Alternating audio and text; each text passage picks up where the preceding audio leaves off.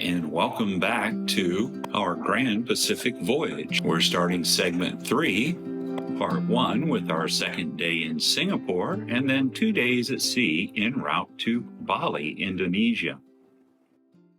The island nation of Singapore has 4 official languages: English, Mandarin Chinese, Malay, and Tamil, an Indian dialect. A 5th unofficial language called Slinglish, which is a mixture of all of those languages, also exists. Once again, braving the lines at Singapore Customs, we headed out for our much-anticipated excursion to the fantastical Gardens by the Bay. Walking in from the bus parking lot, we were immediately confronted by one of the 18 super trees. The super trees are artificial tree-like structures that function as vertical gardens. They also perform other functions, which include planting, shading, and working as the environmental engines for the gardens. They range in size from 25 meters or 82 feet to 50 meters or 160 feet. There is a skyway suspended between 2 of the larger trees and a large observation platform atop the largest tree.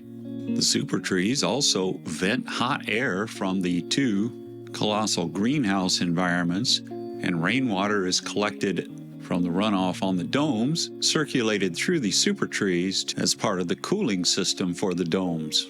Every night at 7:45 and 8:45 p.m., the Super Tree Grove comes alive with a coordinated light and music show. The Gardens by the Bay is an urban park spanning 105 hectares or 260 acres and is adjacent to the Marina Bay Reservoir. And besides featuring 2 of America's greatest exports, we had no time to dally and find out if a Big Mac or a caramel macchiato was any different in Singapore than it was in the United States.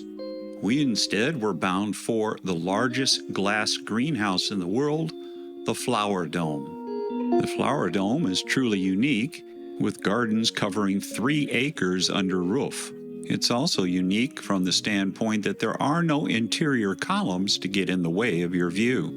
In this space, it features a changing display area, the flower field, and 8 other themed gardens: the Baobabs, the Succulent Garden, the Australian Garden, the South African Garden, the South American Garden, the Olive Grove, the California Garden, and the Mediterranean Garden.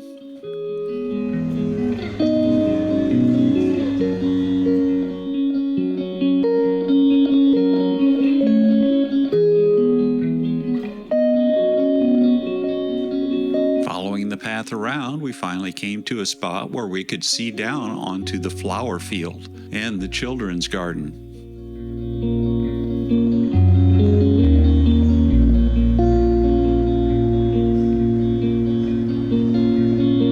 The Flower Dome also functions as a sculpture garden and features a large collection of works in driftwood, glass, stone, and bronze.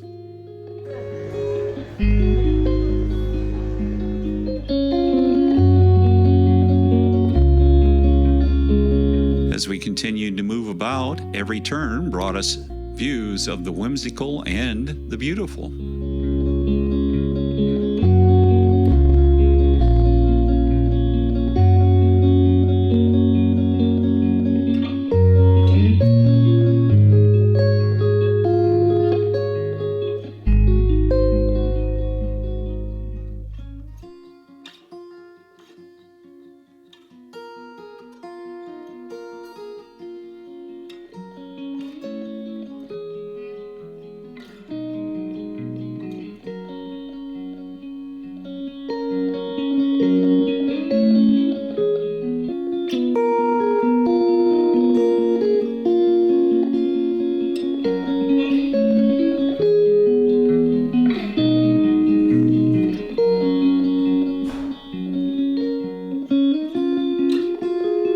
Also a few spots set aside where you could take a nice picture and then continue on your way.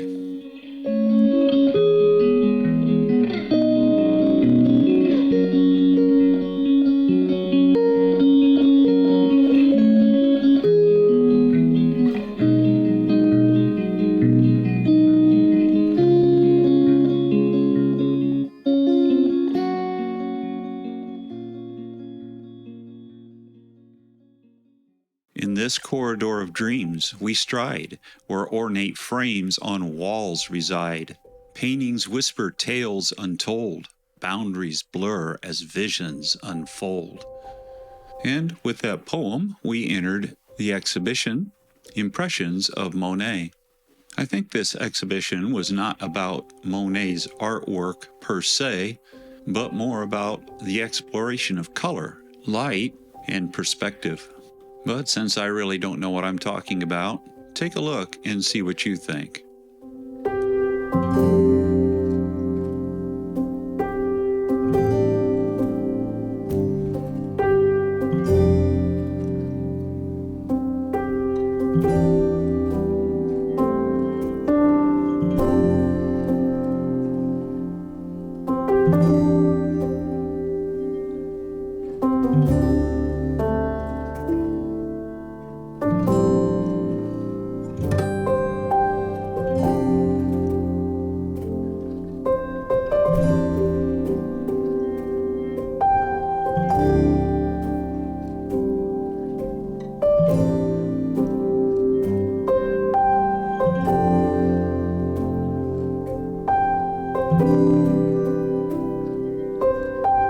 Moving on, it was time to leave the Flower Dome and hike over to the nearby Cloud Forest Dome. The Cloud Forest Dome is higher than the Flower Dome, but is smaller in area, having only 2 acres under roof. As soon as you walk in, you are greeted by the centerpiece of the dome, the 138-foot or 42-meter high Cloud Mountain. Cascading down from the top of Cloud Mountain is the world's highest indoor waterfall. The Cloud Forest Dome replicates the cool, moist conditions found in tropical mountain regions between 1,000 and 3,000 meters above sea level. Following the path, you eventually find an elevator taking you to the top of the mountain. After ascending, visitors will descend the mountain via a circular path which crosses underneath the waterfall multiple times. Similar to the super trees, Cloud Mountain is literally covered with plants, both real and artificial, like these glass flowers. Each level comes with a different theme, including the Lost World, the Cavern, the Waterfall View, the Crystal Mountain, the Cloud Forest Gallery, and the Cloud Forest Theater and Secret Garden. From the sky bridges cantilevered out into space, you can glimpse outside landmarks like the Marina Bay Sands Hotel, the Super Tree Grove, and even the Singapore Flyer as you stroll along admiring the lush plant life and beauty of the Cloud Forest.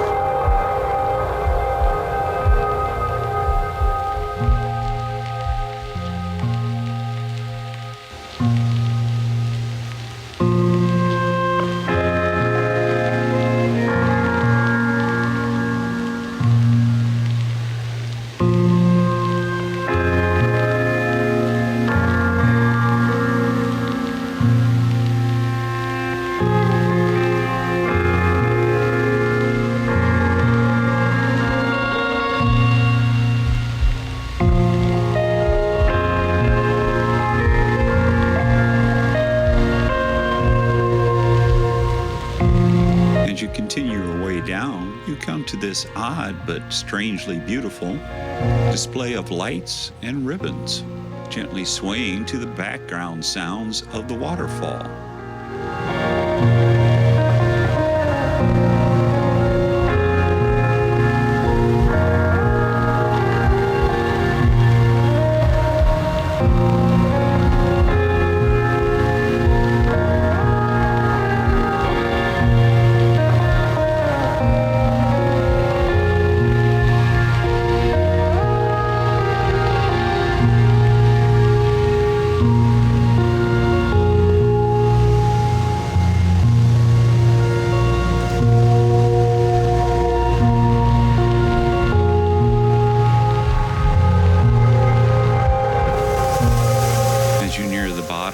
Cloud Mountain, you will exit into what they call the Secret Garden. A lush, fantasy-like escape from urban Singapore just on the other side of those glass walls.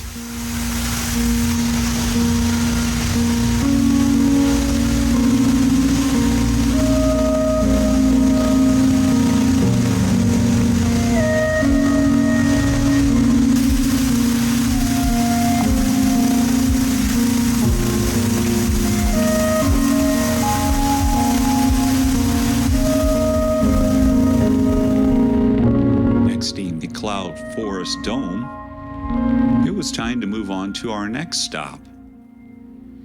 The observation deck on the 56th floor of the Marina Bay Sands Hotel. Opened in 2010, it was the world's most expensive standalone resort casino property, at the time coming in at $6.88 billion.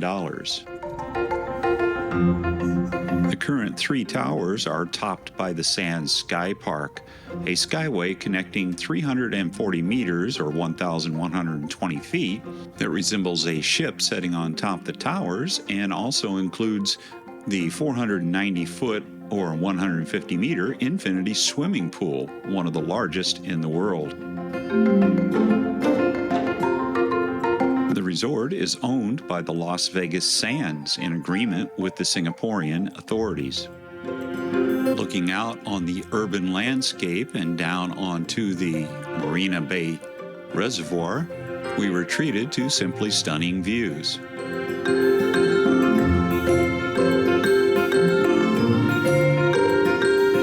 The odd spaceship-looking building is the Arts and Science Museum. And if you look carefully, you can see our old friend, the Merlion. Leaving the Marina Bay Sands, it was time to hop back on our bus and head to the Silver Muse. And as the sun sank low, the Silver Muse prepared to sail away from Singapore, accompanied by the very welcome announcement from the captain that all repairs had been finalized and all issues resolved.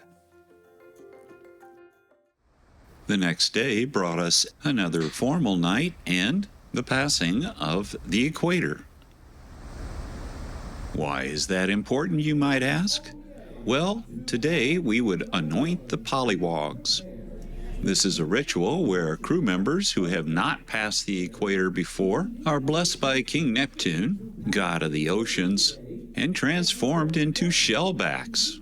Now, before you think this is something new, this has been going on for at least 400 years, originally a part of the British merchant marine traditions, and has since made its way into almost every navy in the world, including cruise lines.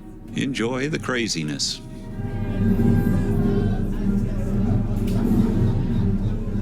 Welcome, dear mortals, welcome. I am King Neptune, the ruler of the 7 seas, the waves, and all that lives beneath.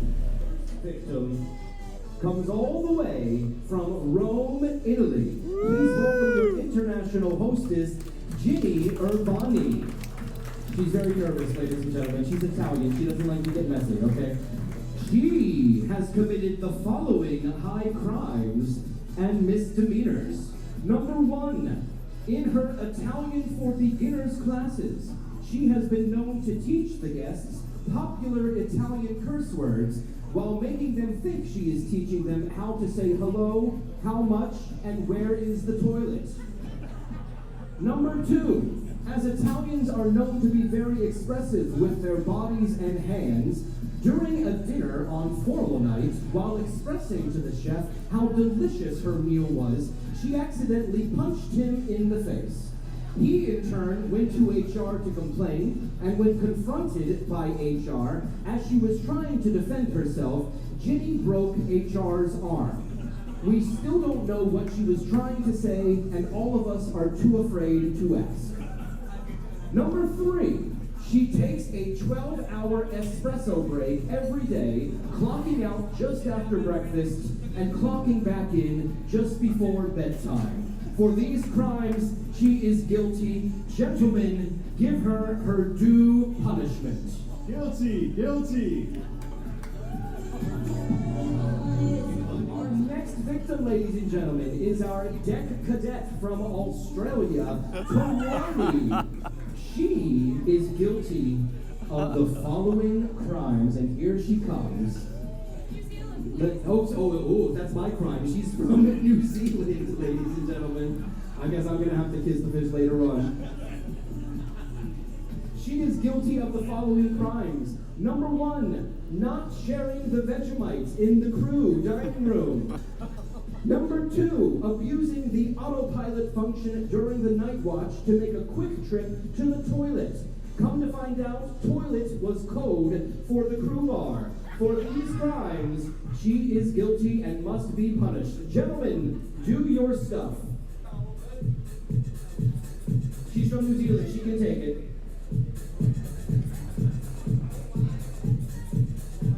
There we go. There we go, yes. Make it a Jackson Pollock, guys.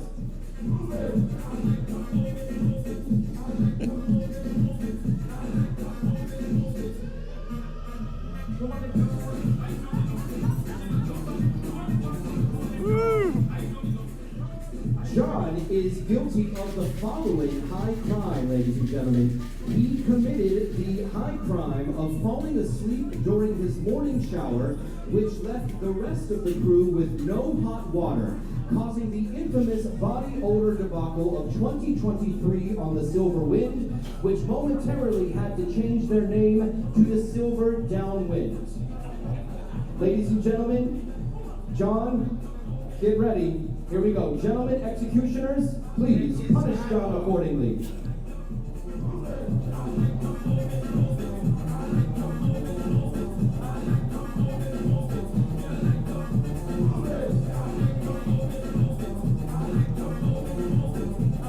He looks very happy to be here.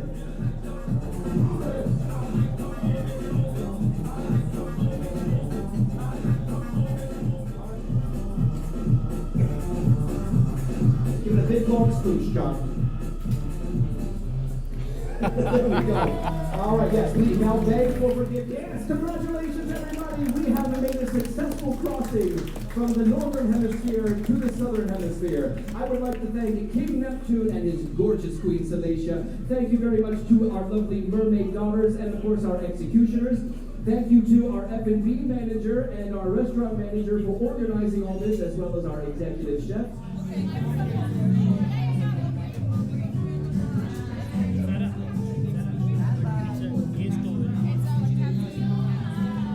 Nice job.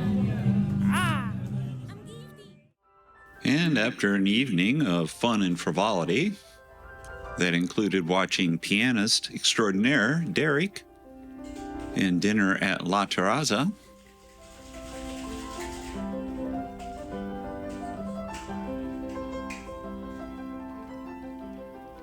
we returned to our room to find that we had received certificates commemorating our crossing of the equator.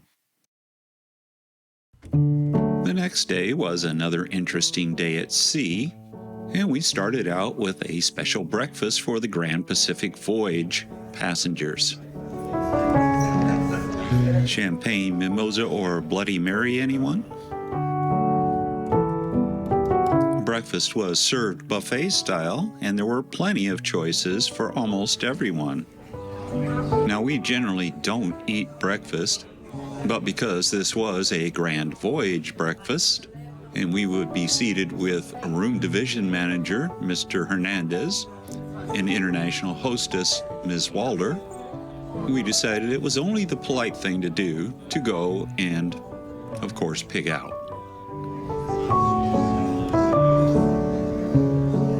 Once breakfast was done, it was time to goof around, catch a lecture, and do a bit of editing. Now, the afternoon brought us a martini tasting. This was up on the pool deck, and one of the lead bartenders, Vern, was going to teach us how to make cocktails. Well, he asked for volunteers, and my wife, Song, was chosen to help Vern with the espresso martini. It's like 30 ml.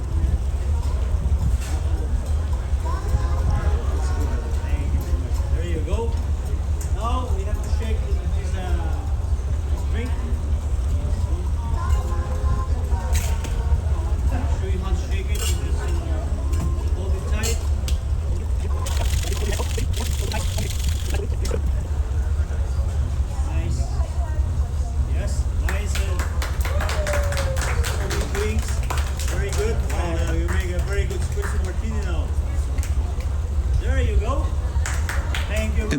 have it, one espresso martini. There we go. Spirit ahead. Next up was our friend Marcy, who was in charge of delivering the passion fruit martini.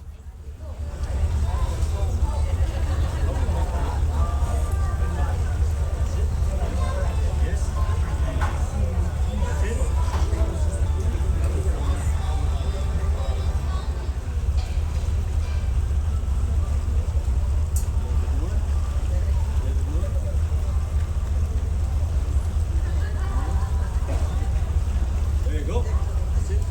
10 ml. Okay, and you have to shake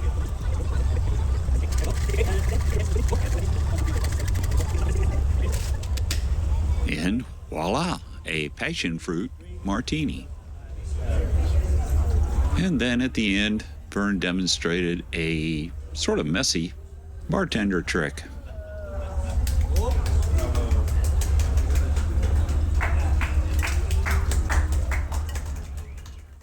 Later that night, we capped the evening with a trip to Dolce Vita and more of piano player extraordinaire Derek, serenading us this time with a little bit of Procol Harum.